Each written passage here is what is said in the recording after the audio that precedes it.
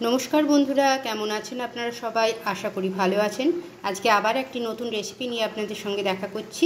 নতুন নয়, আপনারা সবাই জানেন বাঙালি বাড়িতে এটা হয়েই থাকে, ধোকার ডালনা। তো আমি এখানে ধোকার ডালনা দেখুন এইভাবে তৈরি করেছি। তো চলুন রান্নাটা কীরকম ভাবে করি সেটা একটু আমার সঙ্গে দেখে নিন। নিরামিষ ধোকার ডালনা বানানোর জন্য প্রথমেই যেটা লাগবে সেটা হচ্ছে ছোলার ডাল। আমি এটা সারা রাত্রি ভিজিয়ে রেখেছিলাম, এবার জল থেকে আলাদা করে নিয়েছি। এটাকে বাটার পালে প্রথমে বেটে নিতে হবে, তাই এখানে নিয়েছি ছোলার ডাল।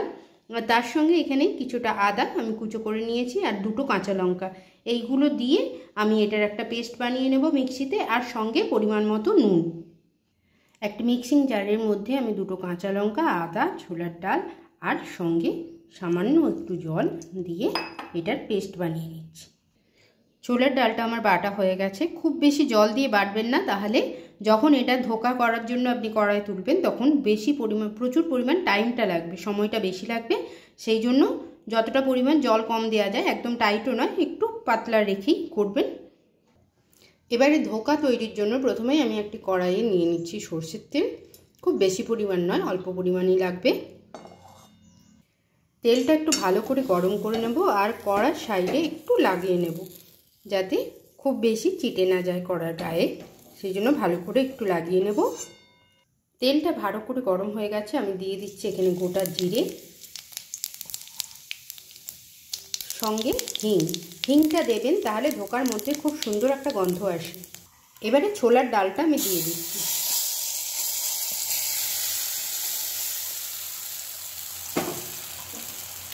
প্রথমেই জিরে আর হিংটা যাতে ছোলার ডালের সম্পূর্ণ অংশে ভালোভাবে মিশে যায়, প্রথমে একটু মিশিয়ে নিচ্ছি, তারপরে বাকি উপকরণগুলো আমি দিচ্ছি। নুনটা তো আমি আগেই দিয়ে দিয়েছিলাম, তাই দিচ্ছি সামান্য পরিমাণ হলুদ আর একটু মিষ্টি, আর দিয়ে দিচ্ছি মিষ্টি।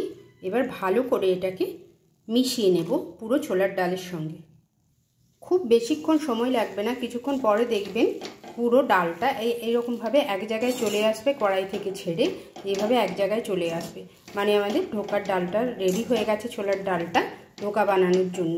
এবারে এটাকে আমি নামিয়ে নিচ্ছি। আমি এখানে একটি থালা নিয়ে নিয়েছি আর থালাটাতে দিয়েছি তেল। তেলটা ভালো করে থালায় মাখিয়ে নেব। ছোলার ডালটা কড়াই থেকে নামিয়ে এইভাবে দেখুন, আমি থালার যে সাইডে তেল লাগিয়েছিলাম সেই সাইডে ভালো করে হাত দিয়ে চেপে চেপে এরকমভাবে বসিয়ে নিয়েছি। এবার এটাকে রুম টেম্পারেচারে কিছুক্ষণ রেখে দেবো সেট করার জন্য। কিছুক্ষণ রুম টেম্পারেচারে রাখার পরে দেখুন এইভাবে আমি কাঠটা লাগিয়ে নিয়েছি। এই যে বরফির মতো সাইজ হয়েছে, এইভাবে আমরা কেটে নেব প্রথমে ধোকাটাকে। ধোকাগুলিকে এইভাবে বরফির মতো সাইজে কেটে নিয়েছি সবগুলিকে। এবারে ভেজে নিতে হবে। ভাজার জন্য আমি এখানে রিফাইন্ড অয়েল ইউজ করছি। এবারে ভেজে নিচ্ছি ধোকাগুলোকে। আগে তেলটা ভালো করে গরম হতে দেব। তেলটা ভালো করে গরম হয়ে গেছে, আমি এক এক করে ধোকাগুলো ভেজে নিচ্ছি। ধোকাগুলোকে ঠিক এইভাবে ভেজে নিয়েছি, এবার নামিয়ে নিচ্ছি। এইরকমভাবে প্রত্যেকটা ধোকাকে আমি ভেজে নিচ্ছি। যতক্ষণ ধোকাগুলো আমার ভালো করে ভাজা হচ্ছে ততক্ষণ আমি গ্রেভির মশলাটা রেডি করে নিই। মশলাটার জন্য যা যা লাগবে সেইগুলো রেডি করে নিচ্ছি। চলুন রেডি করে নিই। এখানে আমি কাজু আর পোস্তের কিছুটা পেস্ট বানিয়ে রেখে দিয়েছি, আর এখানে টমেটোটাকে পেস্ট করে নিয়েছি আমি। আর এখানে যেহেতু নিরামিষ তাই আদার পরিমাণটা বেশি, আর তার সঙ্গে আছে কাশ্মীরি লঙ্কা, ঝাল লঙ্কা আর হলুদ গুঁড়ো। এটাকে আমি জল দিয়ে গুলে রাখছি। সমস্ত ধোকাগুলো এখানে ভেজে নিয়েছি। এবারে ওই তেলের মধ্যেই আমি দিয়ে দিচ্ছি সরষের তেল। রান্নাটা সরষের তেলেই হবে, ভাজার জন্য শুধু রিফাইন্ড অয়েল ইউজ হবে। তেলটা ভালো করে গরম করে নিয়ে ফোড়ন দিয়ে দিচ্ছি। ফোড়নে দিচ্ছি দুটি তেজপাতা, গোটা জিরে, দুটি শুকনো লঙ্কা, তার সঙ্গে আছে দারচিনি, এলাচ আর লবঙ্গ। ফোড়নটা ভালো করে ভাজা হয়ে গেলে তৈরি করা মশলাটা দিয়ে দিচ্ছি। এবারে মশলাটাকে ভালো করে কষিয়ে নিচ্ছি। মশলাটা ভালো করে কষিয়ে নিয়ে এবার টমেটোর পেস্টটা দিয়ে দিচ্ছি। সঙ্গে সামান্য একটু নুন দিচ্ছি, যাতে টমেটোটা তাড়াতাড়ি রান্না হয়ে যায়। টমেটোটা ভালো করে রান্না হয়ে গেছে। এবার আমি ওই পোস্ত আর কাজু বাটাটা একটু দিয়ে দিচ্ছি, 3 চামচ মতো দিয়ে দিলাম। এবারে মিশিয়ে নিচ্ছি ভালো করে, আর কিছুক্ষণ মশলাটা হতে দেবো। এই দেখুন মশলাটা সুন্দরভাবে কষানো হয়ে গেছে। এবার এর মধ্যে আমি কটি কাঁচা লঙ্কা দিয়ে দিচ্ছি, আর অতি অবশ্যই মিষ্টিটা দেবেন। একটু মিষ্টি মিষ্টি না হলে, ঝাল ঝাল মিষ্টি মিষ্টি না হলে ভালো লাগবে না। এবার একবার মিশিয়ে নিচ্ছি। আর নুনটা একদম লাস্টে জল দেওয়ার পরে আমরা দেখব নুনটা কতটা কি লাগবে। তো এবার আমি জল দিয়ে দিচ্ছি। এবারে গ্রেভির মধ্যে জলটা দিয়ে কিছুক্ষণ ফুটতে দেবো গ্রেভিটাকে ভালো করে। একটু জলটা বেশি পরিমাণে দিতে হবে, কারণ ধোকার ডালনায় ছোলার ডাল মানে যে কোনো ডালের বড়া মানেই সেটা জলটা টানে, তাই জলটা একটু বেশি পরিমাণে দিতে হবে।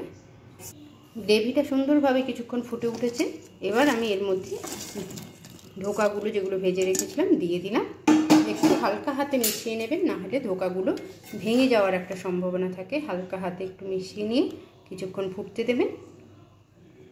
এই সময় নুনটা একটু আপনারা দেখে নেবেন। ধোকার ডালনা আমার রেডি হয়ে গেছে।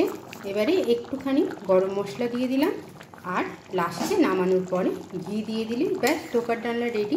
গ্রেভিটা আর একটু বসে গেলেই আমি নামিয়ে নেব, কারণ খুব বেশি গ্রেভিটা যদি আমি ঠিক করে দিই তাহলে ডালগুলো, এই যে ধোকাগুলো কিন্তু আর রস টানতে পারবে না, একদমই শুকিয়ে যাবে তখন গ্রেভিটা। তো আর একটু গ্রেভিটা ঠিক হলেই আমি নামিয়ে দেব ধোকার ডালনা। তৈরি হয়ে গেল ধোকার ডালনা। এবার নামিয়ে নিচ্ছি। তাহলে বন্ধুরা তৈরি করে ফেললাম ধোকার ডালনা। আমি আমার মতো তৈরি করলাম।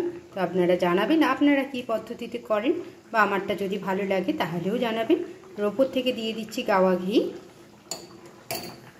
ব্যাস একদম কমপ্লিট নিরামিষ ধোকার ডালনা। তাহলে এইভাবে করুন আর আমাকে জানান অতি অবশ্যই। আজকের মতো এইটুকুই বন্ধুরা, রাখলাম। নমস্কার। আবার দেখা হবে অন্য কোনো রেসিপি নিয়ে।